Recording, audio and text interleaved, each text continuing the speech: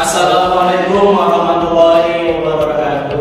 Sebelum dimulai, kita menyemarakan suara mahasiswa terlebih dahulu. Hidup mahasiswa, hidup rakyat Indonesia, hidup kesehatan Indonesia. Tepuk tangan buat teman semua yang kali ini teman-teman akan menjadi mahasiswa yang benar-benar mahasiswa ya, bukan mahasiswa bodoh. Jadi teman-teman di sini harus belajar untuk menjadi mahasiswa yang sebenar-benarnya. Apa sih mahasiswa yang sebenar-benarnya? Yaitu mahasiswa yang tidak hanya untuk berdiam diri saja, untuk berpikir untuk dirinya sendiri. Tapi sebelumnya, daripada kita jauh-jauh terlebih dahulu, tak kenal maka kata saya maka cinta, tak cinta maka kata. Perkenalkan, nama saya Tri Ananda. Saya Presiden Mahasiswa periode 2019-2020. Perkenalkan, nama saya Sutisno. Di sini saya sebagai Wakil Presiden Mahasiswa periode 2019-2020. Nah, teman-teman mahasiswa baru perlu kami kenalkan. Kenapa? Karena di Badan Eksekutif Mahasiswa periode kami kebetulan saat ini kita sudah hampir di akhir kepengurusan kami. Jadi untuk regenerasi selanjutnya kita sudah ada BEM terpilih yang nanti di mana akan digantikan oleh Kang Daura sebagai Presiden Mahasiswa terpilih dan juga Kang Eman sebagai Wakil Presiden Mahasiswa terpilih. Nah, teman-teman nanti akan kami kenalkan juga Kang Daura dan Kang Eman.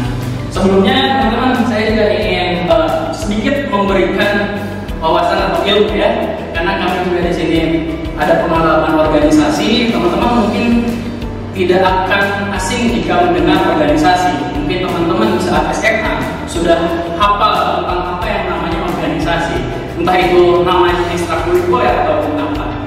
Nah, di sini kita akan memberikan pentingnya organisasi dalam kehidupan kalian nanti yang akan datang. Ya kan, saya? Ya, Oke. Jadi yang pertama, teman-teman, apa sih pentingnya organisasi? Yang pertama dan paling utama adalah untuk meningkatkan kemampuan manajemen diri teman-teman semua. Di manajemen diri ini kita bisa membagi lagi jadi manajemen waktu ataupun manajemen keuangan dan lain-lain. Teman-teman nanti akan belajar itu semua selama kalian berorganisasi. Lalu yang kedua, teman-teman, yang paling penting sebetulnya di sini adalah untuk menambah relasi. Teman-teman nggak mungkin dong hidup tanpa adanya relasi. Teman-teman hidup sebagai manusia sudah pasti ditakdirkan untuk menjadi manusia sosial, bukan manusia yang tidak bersosialisasi ya. Teman-teman, manusia itu hakikatnya adalah untuk bersosialisasi. Hidup membutuhkan bantuan orang lain, betul ya? Jadi teman-teman itu harus bukan bergantung, tapi membutuhkan bantuan orang lain dalam hidup ini. Nah, jika kalian berorganisasi, pastinya kalian itu mendapatkan relasi, bukan relasi yang seolah-olah kita di kampus, internal kampus, kita relasinya hanya internal kampus. Tidak ya kan ya? Karena kita sendiri, contohnya saya sendiri gitu, tapi kenalan saya ada yang dari Jawa Barat, dari Bandung, dari Yogyakarta pun ada, dari Jawa Timur, Jawa Tengah, bahkan seluruh Indonesia. Karena kalau di Badan Eksekutif Mahasiswa kita tergabung di Badan Eksekutif Mahasiswa seluruh Indonesia, yang dimana nantinya kita akan berkenalan dengan teman-teman yang bukan hanya di daerah Kuningan saja. Dan apa nantinya manfaatnya untuk kehidupan kita selanjutnya? Nanti teman-teman pasti akan merasakan apa manfaatnya. Biarkan kalian nanti yang mengalaminya, tidak akan kami kasih tahu dulu ya, karena itu akan jadi pengalaman hidup kalian. Lalu yang ketiga, manfaat berorganisasi adalah kepedulian. Teman-teman pasti akan peduli dengan teman-teman kalian yang menginginkan sesuatu hal, apa yang bisa disebut kalau di BEM itu ada aspirasi mahasiswa. Tentunya Badan Eksekutif Mahasiswa ini adalah wadahnya aspirasi bagi seluruh mahasiswa, tepatnya di Stikes Kuningan ini. Nah, nantinya teman-teman ada yang butuh bantuan, entah itu yang nanti ada yang kekurangan, entah itu nanti ada yang butuh bantuan apapun, kita akan wadahi semuanya demi kepentingan mahasiswa. Nah, di sini kepedulian teman-teman pasti akan ditingkatkan. Mungkin cukup segitu, karena dari segitu saja teman-teman mahasiswa pasti udah sadar betapa pentingnya organisasi.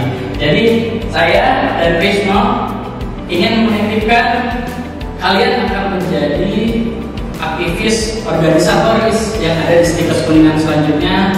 Tolong untuk membangun kembali organisasi di Stikers Kuningan agar menjadi lebih baik kembali.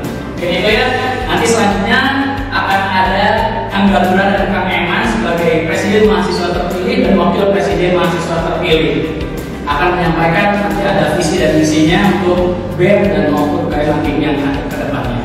Oke, itu yang kami dapatkan. Terima kasih. Wabillahi taufiq wal hidayah. Assalamualaikum warahmatullahi wabarakatuh. Assalamualaikum warahmatullahi wabarakatuh.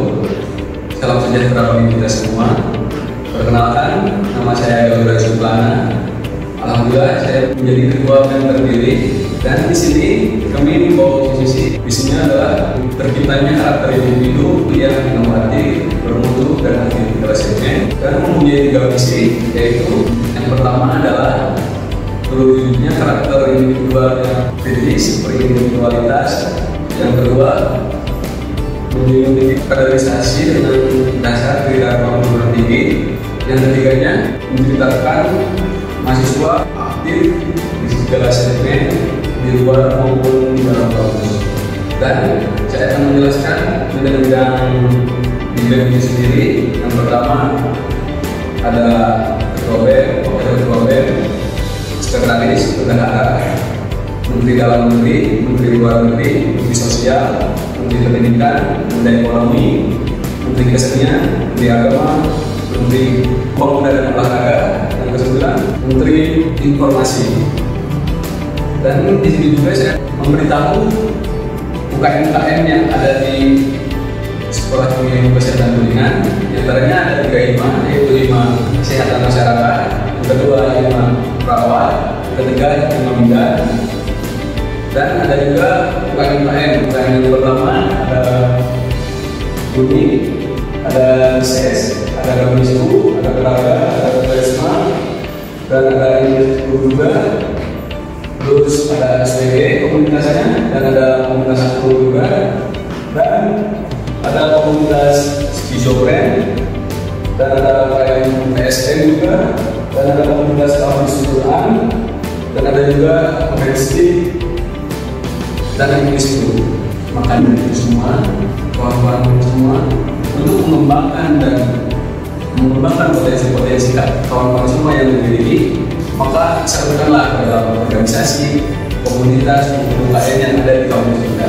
Jangan sampai kita menjadi mahasiswa yang hanya kuliah saja, tanpa ada kegiatan-kegiatan yang berhak positif. Oke, sekian dari saya. Kurang lebihnya mohon maaf bila ada salah kata yang tidak disengaja. Kemudiannya mohon maaf. Wassalamualaikum warahmatullahi wabarakatuh.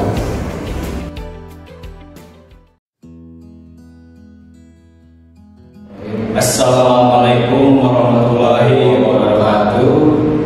Halo calon-calon mahasiswa baru Sekolah Tinggi Kesehatan Kuningan tahun ajaran 2020-2021.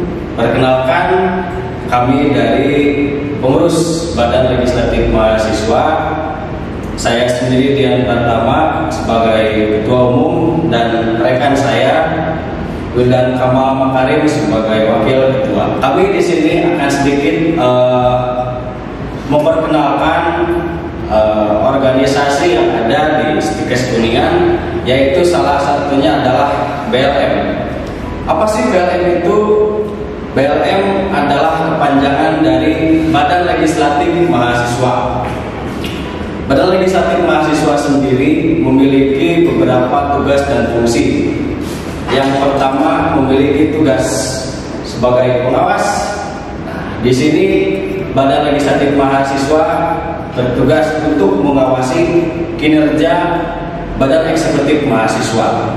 Yang kedua adalah legislasi. Nah, legislasi ini adalah tugas BLM yang mana BLM akan mengurusi tentang kebijakan-kebijakan yang telah dibuat pada musyawarah mahasiswa ataupun ketika di perjalanan memiliki sesuatu yang harus dirumuskan kembali. Nah, di sanalah tugas dan fungsi BLM dipergunakan haknya sebagai legislasi.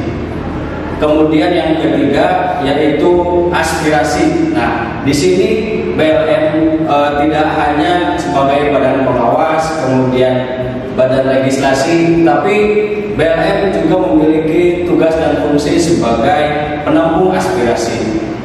Ketika mahasiswa, mahasiswi ataupun organisasi yang ada di Stikes Kuningan ini memiliki hambatan-hambatan maupun keluhan di Stikes Kuningan, mereka bisa menceritakan dan mengkonsultasikannya kepada BLM. Nah, dan yang terakhir adalah pembinaan.